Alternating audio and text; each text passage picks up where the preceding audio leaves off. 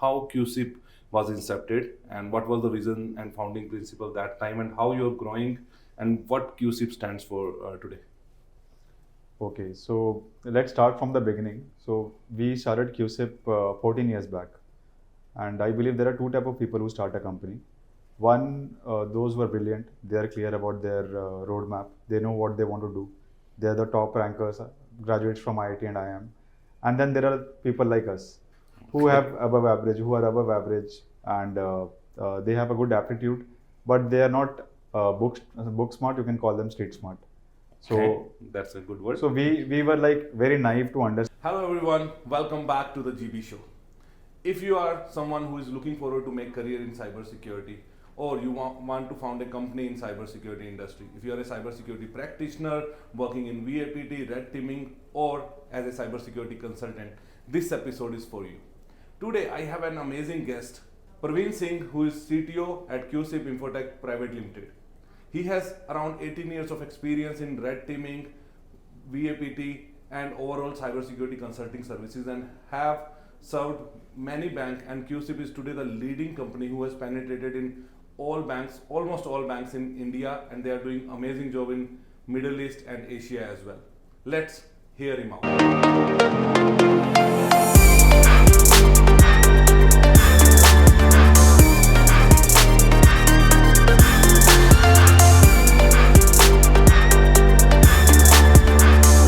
Hi Praveen, welcome to the GB show. Thank you so much, Gaurav. So there I Durustai. Yes. Okay, and for my audience, I met Praveen back in 2016 when Sunil and Praveen were working on qSEAp, and I was talking about the inception of CyberFrat, right? That time the qSEAp vision was totally different. You were talking about the VAPT and cybersecurity services, and now you are more into red teaming, Attack compliance, and Yep. attack simulation, and a lot more things, right? So maybe for my audience, let's start with that: how qSEAp was incepted and what was the reason and founding principle that time and how you're growing and what qSEAp stands for today. Okay, so let's start from the beginning. So we started qSEAp 14 years back, and I believe there are two type of people who start a company. One, those who are brilliant. They are clear about their roadmap. They know what they want to do. They are the top rankers, graduates from IIT and IIM. And then there are people like us who have above average, who are above average, and they have a good aptitude, but they are not book smart. You can call them street smart. So that's a good word. so we were like very naive to understand the challenges. We were among the people who jumped into the ocean without understanding the depth of it.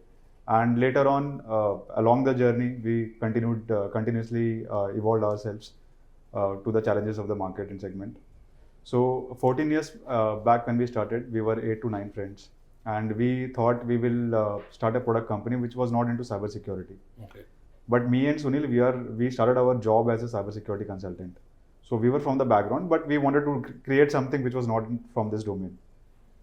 We invested around 4 to 5 years, and that product didn't do well. The 8 to 9 friends, we also fought among each other, and everybody got back to their jobs.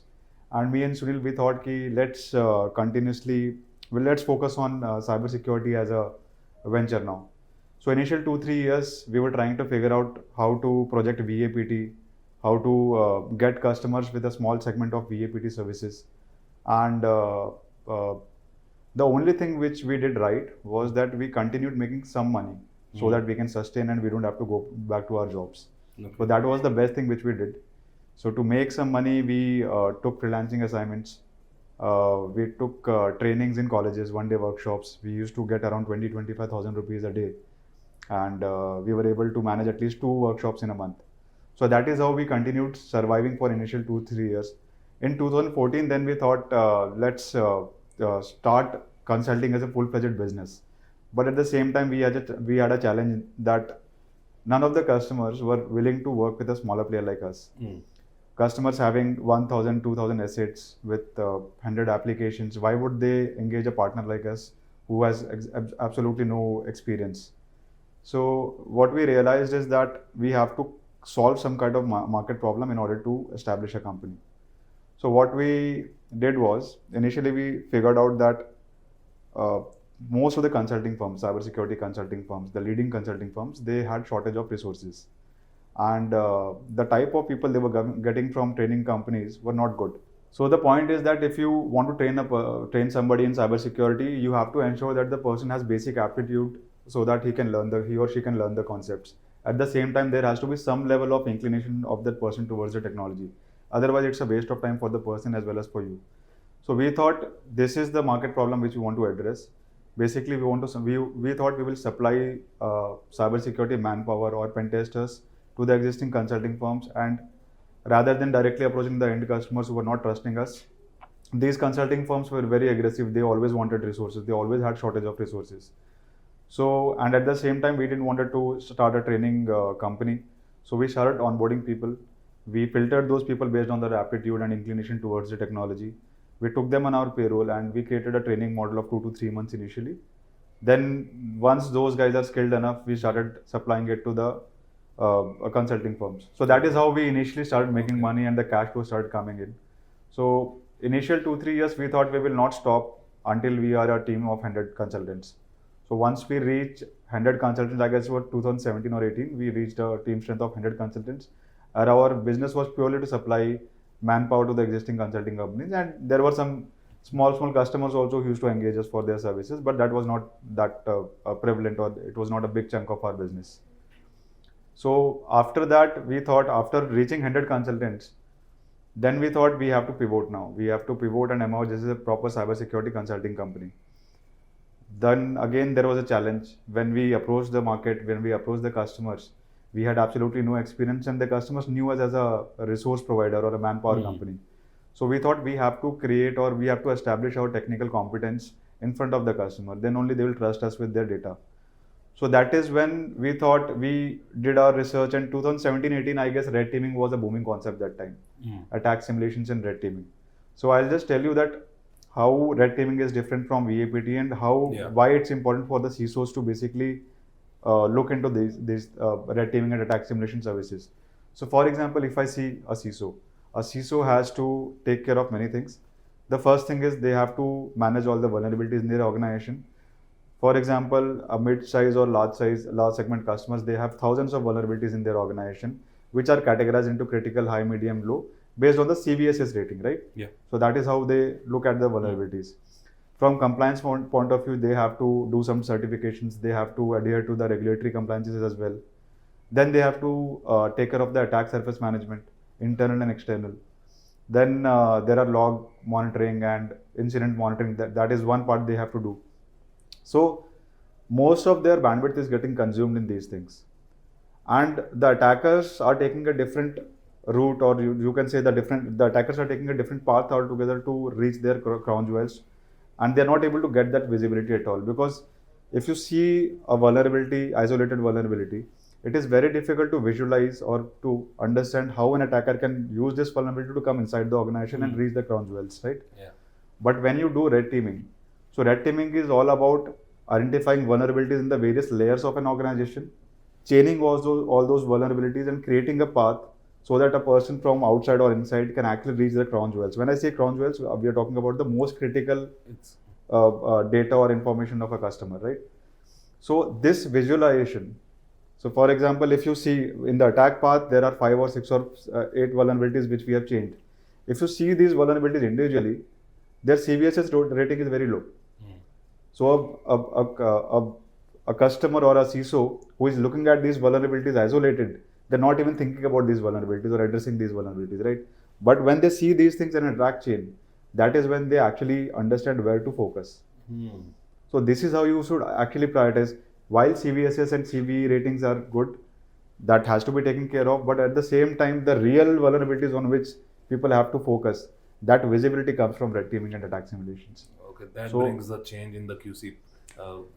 So lot of things are there. So for example, now we were a manpower company, right? We had no talent. I mean, we had talent, but not internal ones. Yeah, so you need different breed of people to conduct such attack simulations and red teaming exercises. As a company also, we had to shift our mindset from a regular VAPT or a manpower company to a attack simulation or red team or high-end technical services company, right? So that was a little challenging for us. So what we did is that the first thing is that we had to identify the good or brilliant people in an organization. So what we did, we created a platform, we created some challenges, and we enforced all our people to undergo those challenges. Those who scored very good in that, these people were onboarded into a different team, which we called as COE, Center of Excellence.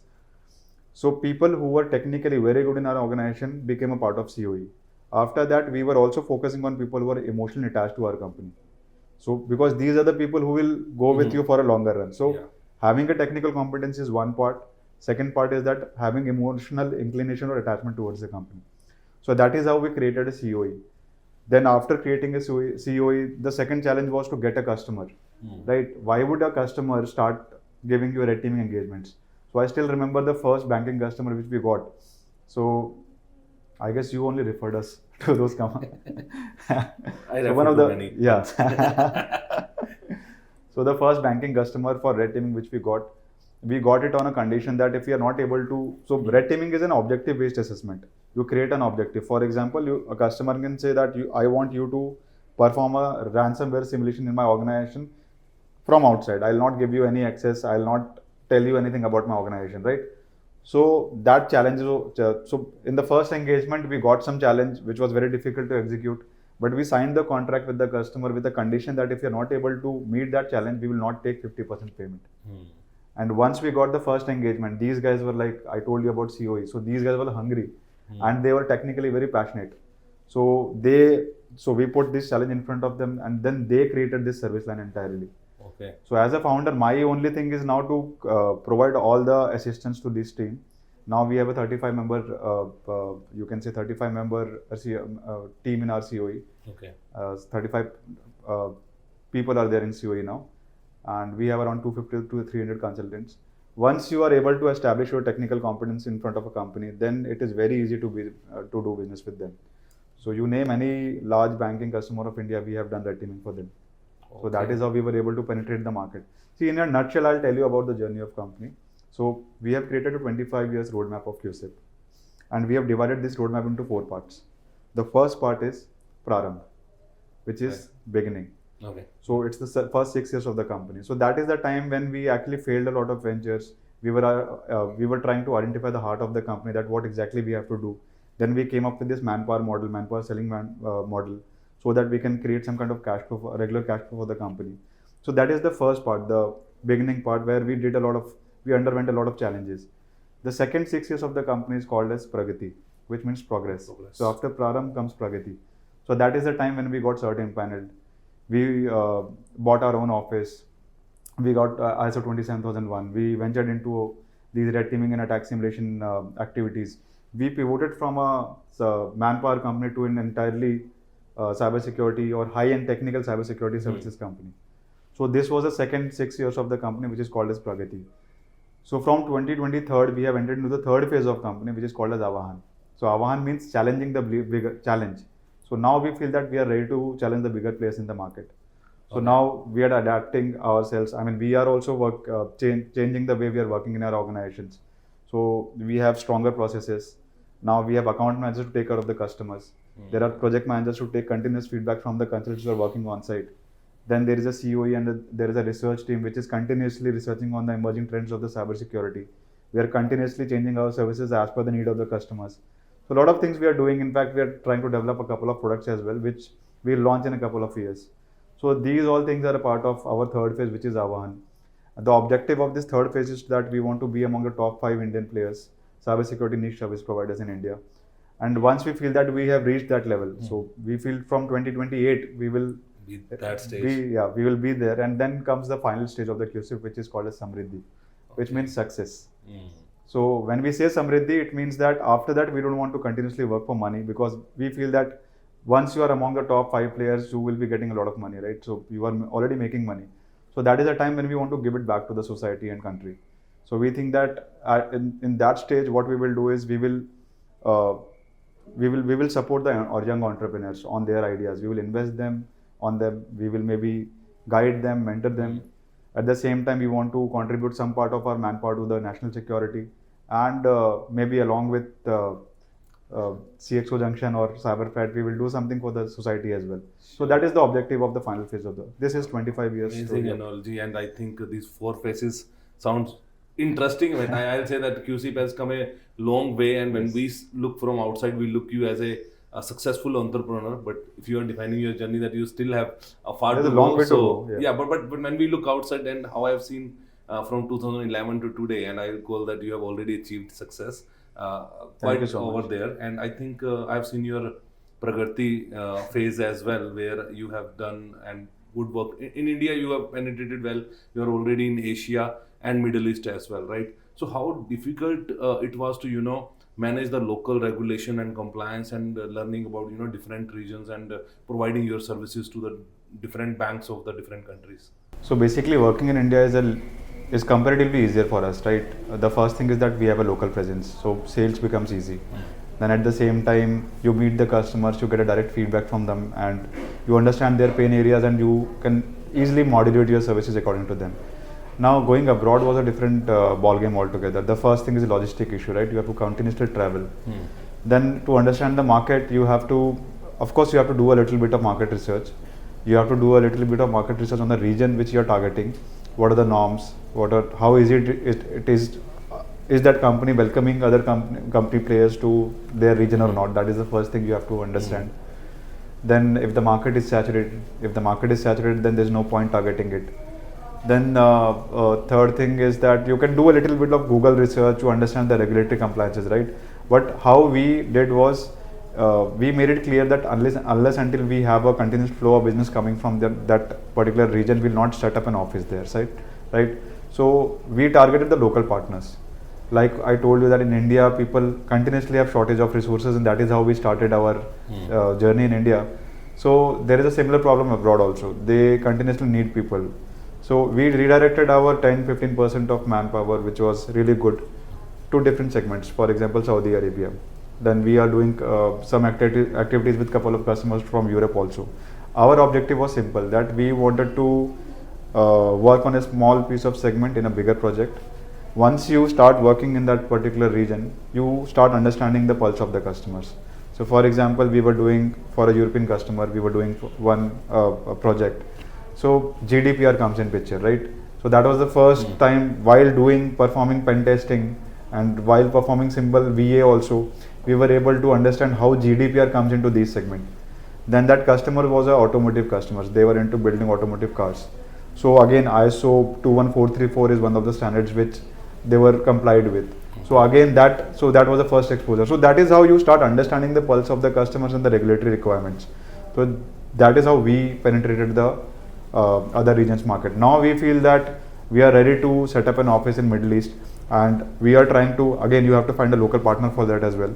So we are continuously, Sunil was there in Black Hat Saudi recently. So that is all part of our roadmap now. Like I said, it's the Avahan, the third phase of our journey, right? So one of the objectives is that we have to establish an office in Middle East. So that is how we were able to penetrate the other regions. Okay, awesome. In your journey, you are doing a lot of technical stuff with the red teaming and a lot. But with cyber security is a industry which is continuously evolving, right? So what as per qSEAp or as per you are the emerging trends in cyber security, and how you are looking forward to cope up with them? Okay. So see, we look at, again, we are a services company, right? And our entire focus is to solve the problems of a CISO. And like I said, that there are some areas on which a CISO is working on, right? The biggest challenge of CISO is facing today is that if they have thousands of vulnerabilities, how do you prioritize, how do you address, how do you fix those issues, right? And I believe a lot of companies have already started working on that direction. So I believe integration of AI/ML and vulnerability management tools are the next. Definitely, it is the next thing in addressing vulnerabilities. Okay. So, for example, we are doing vulnerability management projects for some customers, right? And they are still working in traditional model. So there is a portal on which we have to upload the vulnerabilities after scanning. So, and we have a SLA that we have to scan the vulnerabilities every 6 months. So for example, the customer has around 1,000 assets. The last assessment for that customer was done in September, and today they are working on it. It's already 4 months down, right? Maybe there are some new vulnerabilities in the organization now. They're not even aware about it. So unless until there is a real-time scanning which is happening, so there are products in market already, and I believe that is the next thing. Even in vulnerability management, like VAPT is already a commodity right now, right? So the scope of improvisation is where that there has to be a real-time vulnerability assessment happening in the organization. So if I as a CISO, if I look at the dashboard of a vulnerability management portal, it should have real-time information. At least till yesterday, what was the posture of my organization, that should be there. Second is that workflow automation has to happen. So there's a lot of mails going to and fro, lot of reports are getting exchanged on mail. Then you have to manually track which person is accountable for what and are they working on it or not. For example, you scheduled a scan, a tester was supposed to finish the scan in 2 days, but they are taking 5 days and 6 days. You have to track everything manually. So workflow automation is also one area which already there are products in market, but now people have started acknowledging it as a problem and they are moving towards such products. The third thing is that prioritization of vulnerabilities, right? If I report thousands of vulnerabilities, then how do you prioritize it? So like I said, there are two things. First is CBSS, right? So now I guess integration of AI/ML is very much important. So a machine learning algorithm such as Rainforest, so you teach them, you give them a lot of vulnerability data and they understand. They continuously read the data, you train them on that which is false, which is true, which is false positive, and automatically the prioritization start happening. So apart from CBSS prioritization, they have to look at red teaming and attack simulations also, so that they can understand the attack path and they have to block those paths as well. And the final part is remediation, right? So remediation is also something where a tool has to come in picture, where you are reporting all the vulnerabilities. That particular tool is integrated with your patch management solutions. That tool is integrated with your ticketing software, so that which person is accountable for addressing those vulnerabilities in what amount of time, that has also to be defined. So I believe integration of AI/ML, things like threat predictions or attack predictions are the next thing. And vulnerability management, there is a huge scope, I believe there. The real-time vulnerability feedback or real-time scanning of vulnerabilities has to be there. Awesome, so I am very much echo what you are saying, the AI/ML in cybersecurity. You have been a CISO yourself, so I'm sure you understand the concerns. Quite a lot, but not in depth, like, because you are the practitioners, so that's a different game altogether. But yeah, I go with what you say, AI/ML in cybersecurity is a big way. But so, I mean, the thing is, like, you are in an industry like cybersecurity, which is very stressful. Okay, so we don't know what's gonna happen, and 24/7 you need to keep updating yourself and watching what is happening, and you are working for different clienteles, and it's a very stressful job. And then again, when we talk about manpower company, then again it's very stressful. How you cope up with that stress? What do you do for that? Yeah, so first of all, you have to avoid burnouts, right? So you're continuously working for the customers, and there is always a demanding customer. And in cybersecurity, anything can happen anytime. There is an attack and you have to be on the field, right? So what I do personally is that, in fact, I suggest everybody in my company also to work in this model only, that work in cycles. Okay, avoid burnouts. So on a daily basis, if I'm working, I work in cycles. So I'll work for 1 hour, 1.5 hours, I'll take a break for 30 minutes. Okay. I go back to my home after 9 o'clock, my phone is on DND, no matter what. So if somebody has an emergency, they can reach out to my wife or somebody for sure. So that is one of the ways through which I'm handling stress, and I recommend the same thing to all my people also. Second is that you have to work on your health. Mental health, physical health, both are interlinked. If you are hitting gym every day, you are doing a little bit of weight training, you are doing a little bit of yoga, you are taking care of your food, you are eating right, if you are sleeping for 7 to 8 hours, no matter what, then I believe most of the stress is taken care of. Yeah. So I believe it comes from a very, very simple things. And if you remember, when we were in school, we had a routine, right? So we used to go to bed on time, we used to get up in the morning, there was a physical activity involved, and we had tremendous pressure of scoring. There was a unsaid competition also, but at the same time we never felt stressful. Yeah, so I believe it is important that we start focusing on the basic things of life. Professional life is just one segment, one area, and handling your emotions, it's a different subject altogether, how to handle your emotions. But I believe if you start eating right, if you start going to workouts, if you start working in cycles, when I say in cycles, not just day-wise cycles, work for 3 months, take a break for 1 week or 10 days. So in my organization also, I see that I ensure that all the leaders who are working, if I see they are getting stressed out, I send them on a leave, no matter what. Even if they don't want it, there are times when I've taken my people to Goa I don't want to take leave, but I know that this person will not go on leave. So I force them to be with me, come with me on a vacation for 10 days. And then after, once they come back, the bonding is stronger. They feel a lot relaxed and they're able to deliver better service to the customer. So that is how we manage stress. Okay, awesome. And what I can get out of it is the discipline is required and the right kind of food and health habits, which I have to learn a lot. Maybe I may get some inspiration from you. There are today. times when you have to switch off your mobile. That's it. Yeah, okay, awesome. So I think it's been a quite insightful discussion, Praveen. And the last segment which I have, where I will ask you to talk to my audience directly, where it's like, there are many new entrepreneurs who are into the same field. They are want to build their companies. So what are the experience or the learnings which you have, which you think they can avoid, and any best practices you will like to share with them? I believe when we started company, we are from the 80s and 90s generation. So when we started company, a lot of people, our parents had a simple expectation from us that they wanted us to be engineers and doctors. There was no expectation of developing a company. But I believe now, if I see the generation now, a lot of young entrepreneurs are there. People want to become millionaires at the age of 25. So the only recommendation I have for the young generation is that don't get impatient to make it big in a very short span of time. It takes time. And just because somebody made it big at the age of 25 doesn't mean that you're a loser. So if you've started something, trust the process. If you are consistently working towards a particular goal, definitely it will come. The success will come your way if you are actually honestly working towards it. So that is one thing. Second is that you have to take care of your health. Okay, if you are healthy enough, if you can extract 10 to 12 hours of work from your body, when you are young, you can do that. But once you start getting old after 30s, it gets difficult to continuously work for 10 years, 10 hours, 12 hours. So it is very important to be, you can say, healthy. Third is that focus on your relationships, your personal engagements as well, because that is one of the areas I believe nobody looks after that. But if you have a stable personal life, it is very easy for you to make it big or professionally grow. So that is my recommendation to the young generation. Awesome. I think great insights, Praveen. So, as per the ritual, so here you go. So, Thank you so a small much. hamper. And I'll say thank you for being on the GB Thank show. you so much. And guys, I hope you like this episode. Stay tuned. Be safe. I'll see you next Sunday. Bye bye.